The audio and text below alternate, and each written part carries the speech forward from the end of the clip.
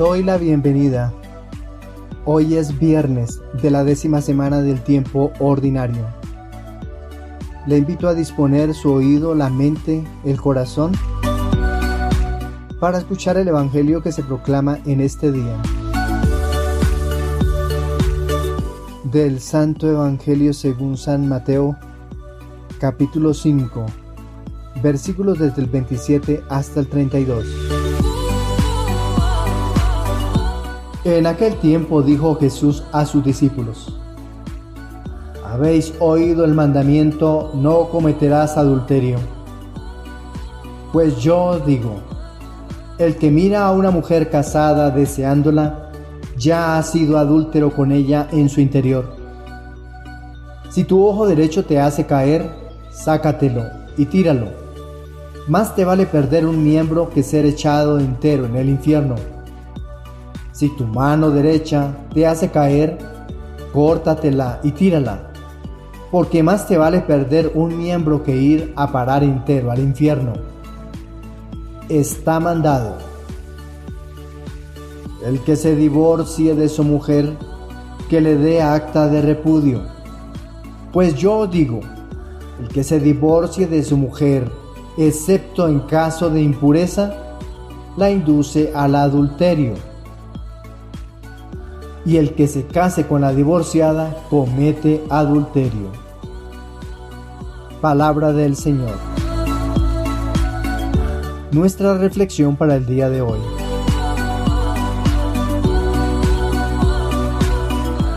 La primera lectura que nos propone la liturgia de hoy es el primer libro de los Reyes, en su capítulo 19, versículos del 9 al 16. Versículos 9a, el 11 hasta el 16. El doctor Martín, un médico muy ocupado, siempre estaba rodeado de pacientes, máquinas y ruidos de hospital. Un día durante su descanso decidió entrar a la capilla del hospital para un momento de silencio. Allí, en medio de la tranquilidad, sintió una profunda paz y claridad sobre cómo debía abordar un caso difícil que lo había estado preocupando. En ese momento de silencio entró la guía y la fortaleza que necesitaba, recordando el susurro de Dios en el relato de Elías. El profeta Elías ya había tenido una experiencia con Dios en el Monte Carmelo. Ahora se encuentra en el mismo lugar en donde Dios se encontró con Moisés, en el Monte Horeb. Algunos tememos a Dios, incluso encontrarnos con Él, porque lo comparamos con la muerte, con la destrucción, con el género apocalíptico o catastrófico, pero Él es todo lo contrario. El profeta descubrió a Dios en la brisa tenue, porque Él no es terror, sino amor. El pueblo ha acabado con la vida de la mayoría de los que hablan en nombre de la justicia y el respeto por el otro.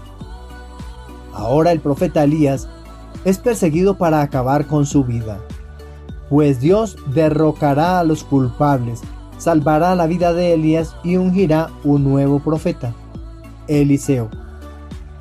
Cuando pedimos algo, un milagro, una respuesta a Dios, la gran mayoría de las veces pensamos que Dios se manifestará descomunalmente, con visiones sobrenaturales, violentas, estruendosas. Pero nos enseña la palabra que Dios nunca está en esto. La presencia de Dios es siempre sutil, es paz, tranquilidad. Por eso cuando el milagro o la respuesta por la que clamamos y suplicamos llegan muchas veces cuando menos lo esperamos, en medio de la paz y la tranquilidad, con pasión, porque es el Dios de la vida y del amor. Este pasaje que hemos proclamado se sitúa en un momento crítico de la vida del profeta Elías. Después de haber desafiado y vencido a los profetas de Baal en el Monte Carmelo, Elías huye al desierto por temor a la venganza de la reina Jezabel. se encuentra en un estado de agotamiento físico y espiritual, buscando refugio en una cueva en el monte Horeb, también conocido como el monte Sinaí, el mismo lugar donde Moisés recibió los 10 mandamientos. Profundicemos en cada uno de los versículos. Versículo 9a. Allí se metió en una cueva donde pasó la noche. Le fue dirigida la palabra de Yahvé y le dijo. Elías encuentra refugio en una cueva, simbolizando un lugar de protección y también de aislamiento. Dios se dirige a él en este lugar de soledad, sugiriendo que a menudo es en nuestros momentos de mayor vulnerabilidad cuando estamos más abiertos a escuchar la voz de Dios. Versículos del 11 al 12. Sal y ponte en el monte ante Yahvé. Pero Yahvé no estaba en el viento, tampoco en el terremoto, tampoco en el fuego, el susurro de una brisa suave. Dios se revela a Elías, pero no en los fenómenos naturales violentos, sino en el susurro de una brisa suave. Como nos dice el autor sagrado en hebreo, Kol de Mahak Dakaj. Este contraste subraya que Dios no siempre se manifiesta en el poder y el ruido, sino a menudo en la quietud y el silencio. Este pasaje es rico de simbolismo. El viento, el terremoto y el fuego son manifestaciones comunes de la presencia de Dios en la Biblia, pero aquí se muestra que la verdadera revelación puede estar en lo inesperado, en lo humilde. Nos decía el texto sagrado que el susurro de una brisa suave. Susurro de una brisa suave, nos dice el autor sagrado, Kol de Manaj Dakaj. El susurro representa la voz de Dios en la quietud y el silencio. Cuando empieza el versículo 11 dice, pero Yahvé no estaba en el viento. El autor sagrado utiliza la palabra ruaj como viento o espíritu. En el contexto del viento simboliza la presencia y el movimiento de Dios, aunque aquí no está en el viento. Tampoco estaba, según lo que dice el versículo 11, en el terremoto. El autor sagrado utiliza la palabra rash, terremoto.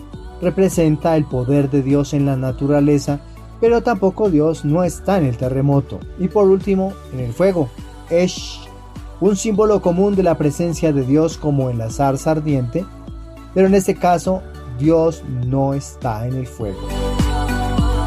Versículo 13.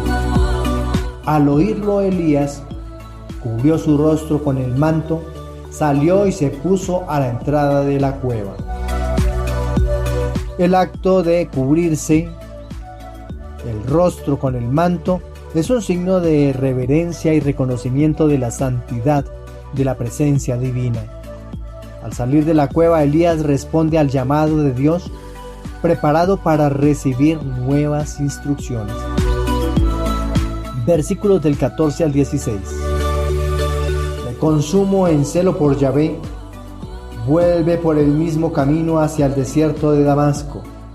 Y a Eliseo, hijo de Safat, de Abel Meholá, lo ungirás como un profeta en lugar tuyo. Elías expresa su desesperación y su sentimiento de aislamiento, pero Dios le da una nueva misión. Le ordena ungir a nuevos líderes y a su propio sucesor, Eliseo. Este mandato revitaliza a Elías, dándole propósito y dirección. La unción de Eliseo simboliza la continuidad de la misión profética y la esperanza en el futuro. El pasaje que hemos proclamado del libro de los Reyes nos enseña que Dios no siempre se encuentra en las manifestaciones poderosas y evidentes, sino en los momentos de calma y silencio. En nuestra vida moderna, llena de ruido y distracciones, debemos aprender a buscar y escuchar a Dios en la quietud. Dios se revela en formas inesperadas y nos llama a misiones que pueden revitalizar nuestra fe y propósito. San Juan de la Cruz, un místico español, escribió extensamente sobre la importancia del silencio y la quietud en la vida espiritual. En sus escritos, él enfatiza que en el silencio interior uno puede encontrar la presencia de Dios de manera más profunda y significativa. ¿Qué concluimos del texto que hemos proclamado hoy en la primera lectura?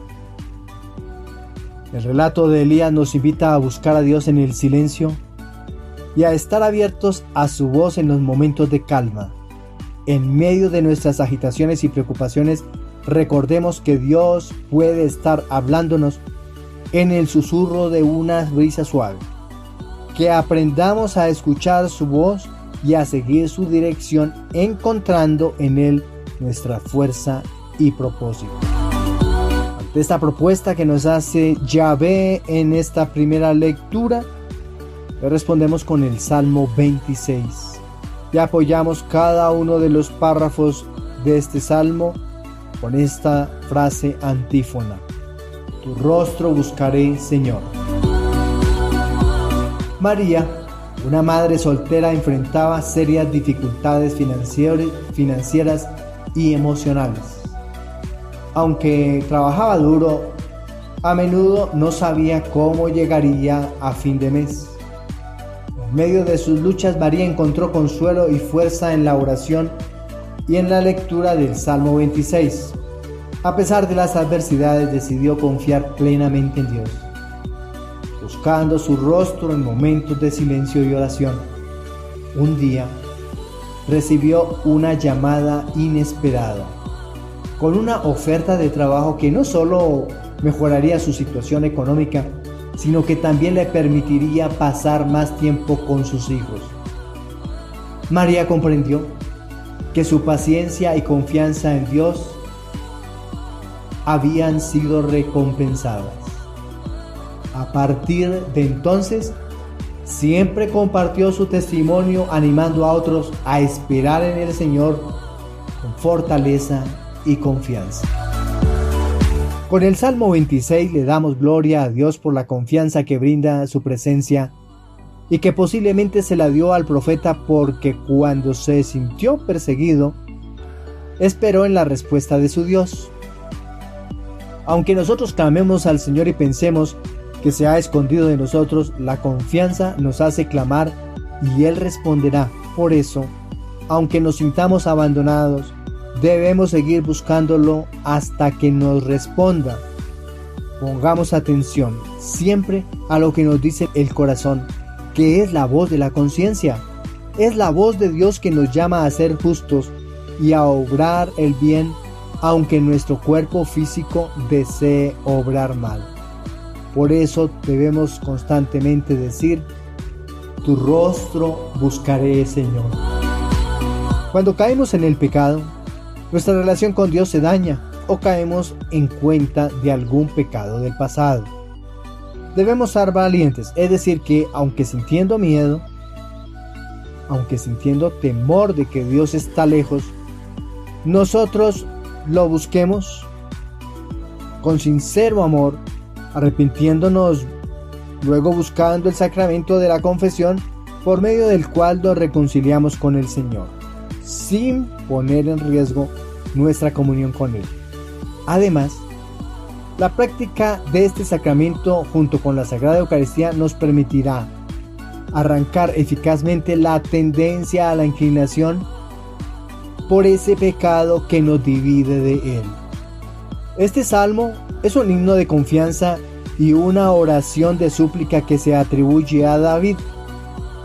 El salmista expresa la absoluta confianza en Dios a pesar de las adversidades y amenazas que enfrenta.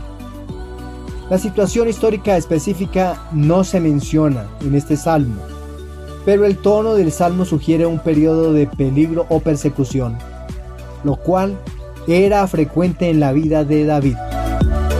Versículo 7.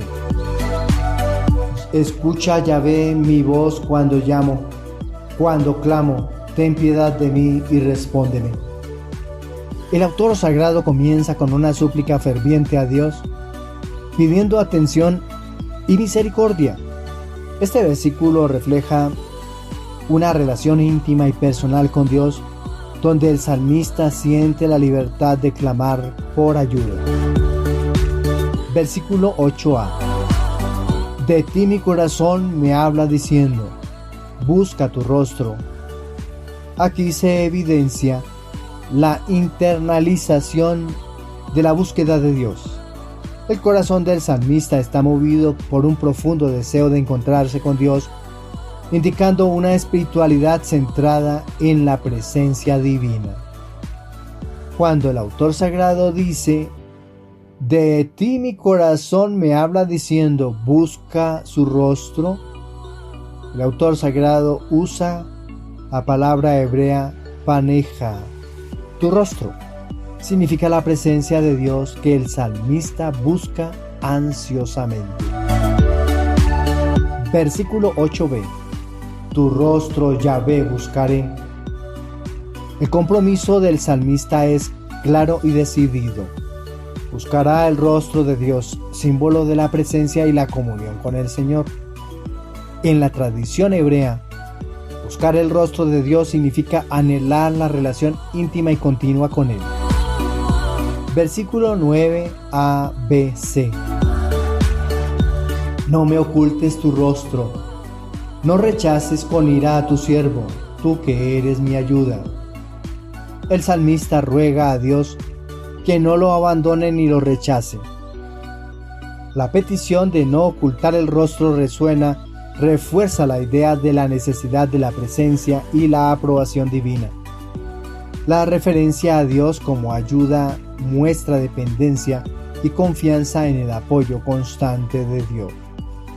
El versículo termina diciendo, tú que eres mi ayuda. El autor sagrado utiliza la palabra hebrea esrati, mi ayuda. Refleja la dependencia del salmista en la asistencia y el socorro de Dios. Versículos del 13 hasta el 14. Espero gozar de la dicha de Yahvé en el país de la vida. Espera en Yahvé, sé fuerte, ten ánimo, espera en Yahvé. El salmista expresa una esperanza firme en la bondad de Dios y en experimentar su bondad en esta vida. El llamado a esperar en Yahvé se repite subrayando la importancia de la paciencia y la confianza en el Señor, incluso en tiempos de prueba. La exhortación a ser fuerte y tener ánimo resuena como un consejo tanto para el salmista como para la comunidad de fe.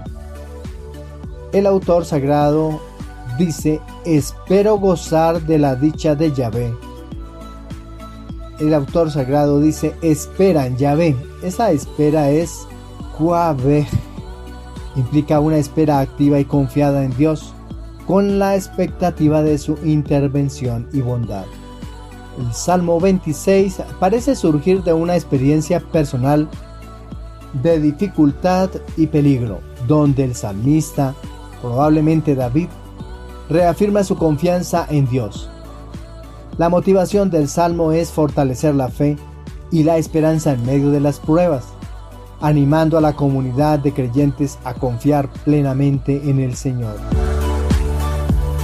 En nuestra vida cotidiana, este Salmo nos invita a confiar en Dios en todas las circunstancias, a buscar su presencia continuamente y a esperar en Él con paciencia y fortaleza. En un mundo lleno de incertidumbres, el mensaje del salmista es un recordatorio de que nuestra verdadera seguridad y alegría se encuentran en Dios. ¿Qué podemos concluir de este salmo? Pues el Salmo 26 nos recuerda la importancia de confiar y esperar en Dios. En nuestras pruebas y dificultades siempre busquemos su rostro y tengamos la certeza de que Él es nuestra ayuda y nuestra fuerza. Que nuestra fe se vaya fortaleciendo y que nuestra esperanza en su bondad nos sostenga cada día. La propuesta del Evangelio. Javier era un hombre de negocios exitoso, conocido por su carisma y popularidad. Sin embargo, en su vida privada, luchaba con deseos inapropiados y tentaciones. Un día, durante un retiro espiritual, escuchó la lectura del Evangelio de Mateo en su capítulo 5, versículos del 27 al 32. Las palabras de Jesús lo impactaron profundamente. Javier decidió tomar medidas drásticas. Comenzó a evitar situaciones y personas que lo llevaban a la tentación, incluso si eso significaba cambiar su rutina diaria y perder ciertas oportunidades de negocio. Se inscribió en un grupo de apoyo y buscó ayuda espiritual. Con el tiempo, Javier no solo encontró paz interior, sino que también descubrió una nueva profundidad en su relación con Dios y con su esposa. Su testimonio inspiró a otros en su comunidad a luchar por la pureza y la integridad de sus vidas. El asunto que trata el Evangelio de Mateo en el texto de hoy, capítulo 5, versículos del 27 al 32, es vivir a toda costa la problemática que causa el adulterio. Pues la mujer es propiedad del marido, según la tradición judía. Jesús pone en su interpretación que el corazón es el verdadero responsable de la moral. Es necesario tener prudencia, precaución, vigilancia y heroísmo para superar toda clase de escándalo, pues este conduce a la Gehenna, que es la Gehenna, el valle en donde se incineran los desperdicios de Jerusalén, o espiritualmente el infierno. Hoy, el sacramento del matrimonio le da a la unión de parejas un sello sagrado en donde prima el amor a la unión. Una pareja unida por el amor antes que el interés y el beneficio personal llegará muy lejos a feliz término. Para conseguir lo anterior, unas buenas bases cristianas, madurez y proyecto de vida ayudarán a cualquier hombre a tomar la decisión responsable del matrimonio. Y el divorcio del que habla el autor es para los casos en que ya se hace imposible la convivencia familiar. El asunto de querer estar con alguien a quien se ama para el resto de la vida hasta la muerte lo defiende la Iglesia Católica. Por tal razón, ampara la palabra de los honestos que quieren cumplir con el pacto y priva de intereses a los que quieren viciar la alianza establecida con placer, caprichos e intereses materiales. Por tal razón, en nuestra canonicidad no existe el divorcio. La perfección de la vida consiste en la perfección del corazón. Esto es lo mismo que la perfección del espíritu. En el espíritu nuestro, quien se inclina al pecado, que nos lleva a desear con la mirada, que nos inclina con un gesto al robo, en una palabra a la maldad. Por ello, mutilar nuestro cuerpo no implica mutilar nuestro espíritu. Debemos purificarlo con la gracia del Espíritu Santo. Nadie debe separarse de su cónyuge, porque ninguno es perfecto. Dos personas deben aprender a convivir para buscar entre los dos la perfección de la vida, para que el uno apoye al otro. Pero los yugos desiguales nos llevan al cansancio de la vida y querer separarnos para dejar al otro. Así caemos en la irresponsabilidad de la familia y el dolor de los hijos. Jesús continúa instruyéndonos en la vida del matrimonio. Cuando un ganadero agrega agua a la leche para sacar provecho del producto extraído de la ubre de las vacas, le llamamos a esa leche adulterada. Igual ocurre con el amor que merecemos y debemos entregar a la persona con la cual hemos contraído un pacto de sociedad conyugal. Si se quiere tener una relación conyugal sólida, la mente, el corazón y la acción deben estar puestas con una mirada en la responsabilidad que se adquirió. El asunto que se debe asumir y tener como primario en este caso es el de la responsabilidad. El matrimonio es una entrega hasta el final de los días, a ejemplo de la fidelidad de Jesucristo con su iglesia y del Padre Dios con la humanidad. Profundicemos en algunos temas importantes del Evangelio que hemos proclamado. El Evangelio según San Mateo se escribió para una comunidad judeocristiana que estaba tratando de entender su identidad y práctica en relación con las enseñanzas de Jesús. Este pasaje es parte del Sermón del Monte, donde Jesús expande y profundiza los mandamientos de la ley mosaica, enfatizando la pureza de corazón y la sinceridad de las intenciones. Profundicemos en los versículos que hemos proclamado, versículos 27 al 28. Habéis oído que se dijo, no cometerás adulterio.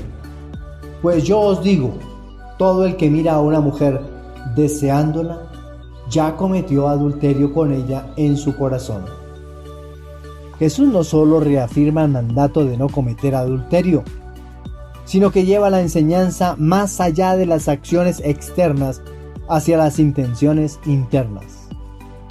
El verbo en griego epitimeo, que significa desear o anhelar, indica que el pecado comienza en el corazón y en la mente. La pureza de corazón es esencial para la vida cristiana, ya que nuestras intenciones deben ser tan puras como nuestras acciones. Versículos del 29 hasta el 30. Si tu ojo derecho es para ti ocasión de pecado, sácatelo y tíralo lejos de ti. Más te vale que pierda uno de tus miembros y no que todo tu cuerpo sea arrojado a la gehenna. Y si tu mano derecha es para ti ocasión de pecado, córtatela y tírala lejos de ti. Más te vale que se pierda uno de tus miembros y no que todo tu cuerpo vaya a la gehenna. Estas hipérboles destacan la gravedad del pecado y la necesidad de eliminar de nuestras vidas cualquier cosa que nos lleve a pecar. La palabra griega que utiliza el autor sagrado como gehenna se refiere al lugar de juicio y condenación. Jesús usa su lenguaje fuerte para enfatizar la urgencia de vivir una vida de santidad y pureza. Versículos del 31 hasta el 32. También se dijo, el que repudia a su mujer que le dé acta de divorcio. Pues yo os digo, todo el que repudia a su mujer, excepto en caso de impureza, la expone a cometer adulterio, y el que se casa con la repudiada comete adulterio. Jesús reafirma la santidad del matrimonio y establece un estándar más alto que el permitido por la ley de Moisés. La palabra griega porneia, traducida como impureza o inmoralidad sexual, es la única excepción que Jesús menciona para el divorcio. Esto subraya la importancia de la fidelidad y la integridad en el matrimonio. Este pasaje que hemos proclamado hoy nos desafía a examinar no solo nuestras acciones, sino también nuestras intenciones y pensamientos. Nos llama a vivir con integridad y pureza, tanto en nuestras relaciones personales como en nuestra vida interior. San Agustín escribió extensamente sobre la lucha contra los deseos inapropiados y la importancia de la pureza de corazón en sus confesiones. Agustín relata su propia lucha con la lujuria y cómo encontró la paz a través de una vida centrada en Dios y en la oración. ¿Qué podemos concluir del relato del Evangelio que se nos ha proclamado en el día de hoy? Pues las enseñanzas de Jesús nos llaman a una vida de pureza y fidelidad, no solo en nuestras acciones, sino en nuestros corazones. Sigamos el ejemplo de aquellos que han luchado y encontrado la paz en la pureza de corazón. Que aprendamos a eliminar en nuestras vidas todo aquello que nos lleva al pecado y a vivir en la luz de la verdad y la integridad. Cuando amamos algo, no lo debemos dañar, no lo debemos destrozar, no debemos procurarle por ningún motivo dolor. Por eso, antes de causarle daño a lo que más amamos, debemos pensarlo 2 hasta 3 veces. Vamos a encontrar cosas mejores alrededor, entre comillas, aparentemente mejores, pero nada es mejor que lo que ahora tenemos de lo que en algún momento nos hemos enamorado. Si por supuesto estuvimos enamorados y nos hemos dado cuenta que habíamos estado engañados, ya se puede pensar de otra manera. Hemos llegado al final de nuestra entrega del día de hoy. Démosle gracias al Señor de la vida por lo que tenemos, por nuestras relaciones, las que tengamos en este momento, cualquier relación afectiva, emocional.